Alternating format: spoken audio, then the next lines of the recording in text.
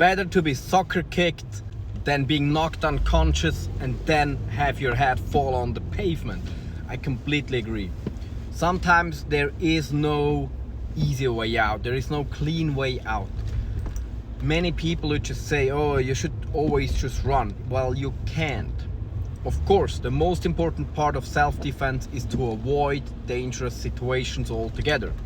Okay, stay away of drugs. Like, don't go where too dangerous people are, where people on drugs are. Don't take them. Don't go with them. Don't go home with strangers, stuff like that. But if you are in a situation where you're being threatened, sometimes you can just go, but sometimes you cannot. Reasons can involve you're with your family, with your kids, your wife. You need to protect somebody else. So what you're gonna do? You need to fight. And sometimes you will fall to the floor, whether you like it or not. It's not just like this. That's the worst excuse to not train grappling is, oh, I don't want to be on the floor, so I don't train grappling. That's like, yeah, in a self-defense situation, I don't want to be punched to the head either. So now should I stop training boxing because that involves getting punched to the head? No, because when I know boxing, it's the best way to learn how to avoid getting punched to the head.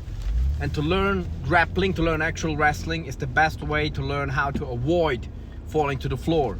And if you still fall to the floor because it is so dangerous, you need to know how to protect yourself on the floor.